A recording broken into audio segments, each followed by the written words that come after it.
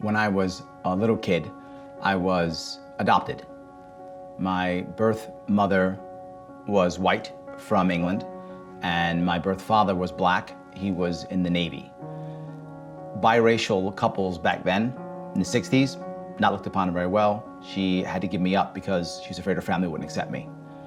My father, my birth father, never showed up.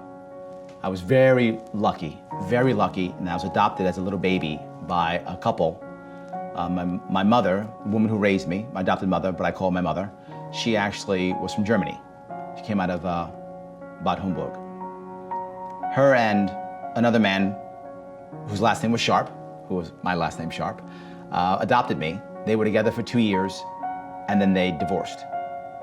My mother found another man who I say raised me, and he was my actual father, even though he was the third man in my life. He was actually my father. He raised me. He died when I was 11. He died of cancer. 2 very slow years of death that I watched.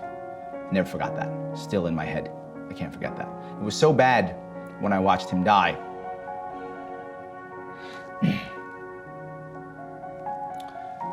That the day itself was erased from my memory. And I mean this in a very odd way. People would ask me, when did your father die? And I couldn't remember. I didn't know.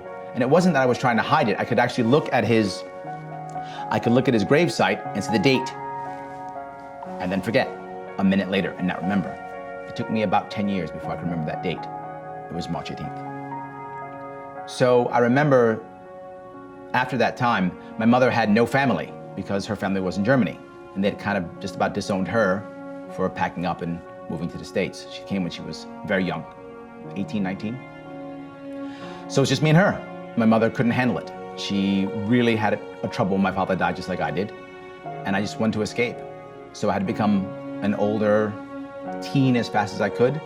I ran off to the Marine Corps when I was 17 years old, happy to just get out of the house and try to be a man. I was searching, I know now, for positive male role models I didn't have in my life. I wasn't going anyplace. I barely graduated high school. It was not in a good spot at all. My mother couldn't handle that at all. She collapsed. My mother started with first prescription drugs and then went to illegal drugs and eventually was arrested, lost everything, and was a convicted felon. I came back from the Marine Corps and I helped her. I helped her build back up. I took the money that I had, that I'd saved, and we got her back up and started. And I saw how hard it was for her to get around that. She paid for that mistake. She paid for that self-medication till she died. She always had trouble getting a job. She always had people judge her. She always was afraid that somebody was gonna go, you're a felon, you're fired. The system didn't give her a second chance. I had to force a second chance.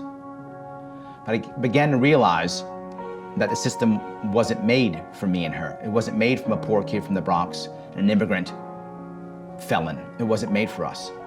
So I had to change it. I had to do my own thing. I had to go against the system. So I decided I'm gonna start making money. And I thought the only way I can make money is to sell stuff. But I realized something else. I didn't know how. I had no idea how to build a business. I had no idea how to go on my own. I had no idea. All I had was a desire, but nothing else. And that didn't go well. My first business, my first sales jobs I hated, but I did good at them. I could sell, I could talk to people. I'm talking to you now, I can talk to people. But I didn't have that much success. Good enough, but not great.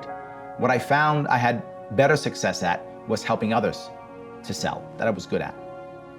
My mother went off and started her own business. I helped her out. We built that business up. She had to because she couldn't get a job because she was a convicted felon. We started that business up. I left. I started my own business. That was my MBA. I got my college degree when I was in the Marine Corps, but I got my MBA when my first business did okay. I sold that business off after 2 years. I guess it was a success, maybe. Depends how I didn't lose my money. I didn't make any. I went back to selling, married my wife, and then started another business, the one I have now. Now marrying my wife. This in itself is a good story.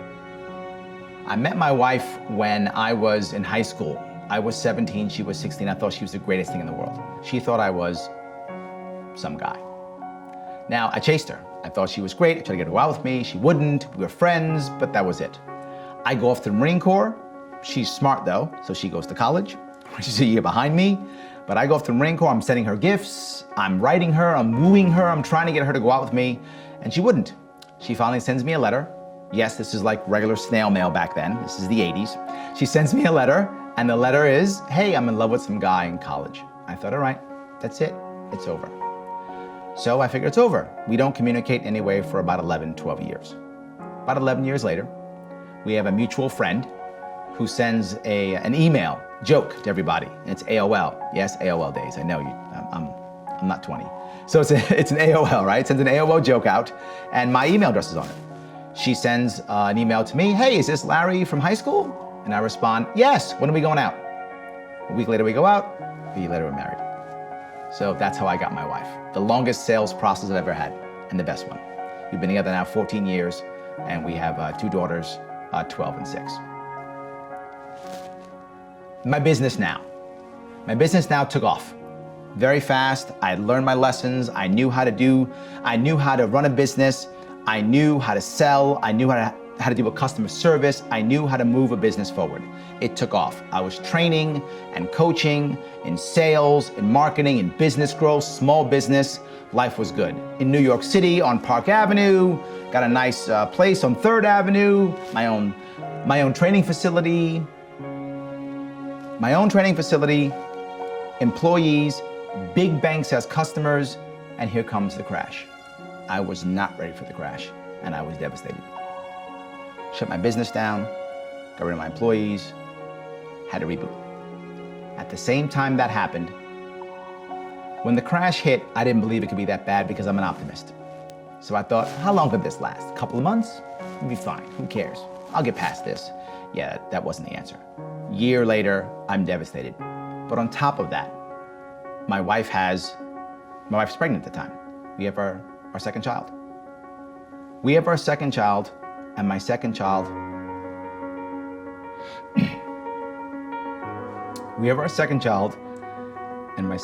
almost dies.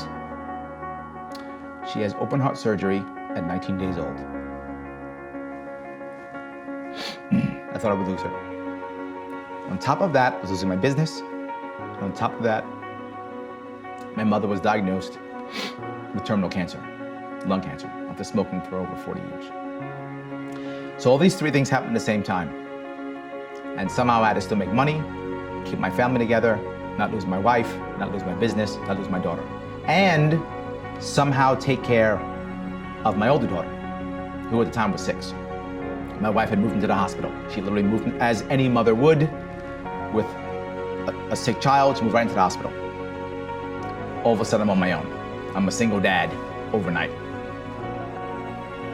Somehow I came back from that to rebuild my business, to reboot, to change what I did, to use my relationships, and to build this back up into a business where now I can actually take off and I can actually be a candidate for VP. I can do that now. I believe in second chances for myself, for my mother, for my daughters, for you, for everyone. We are a nation of second chances. The system was against me at every step of the way. The system was against my mother at every step of the way. For most of us, the system is against us too. You gotta change that. No more. You gotta make it so that everybody has a second chance. And the only party that even has any idea about that is libertarian.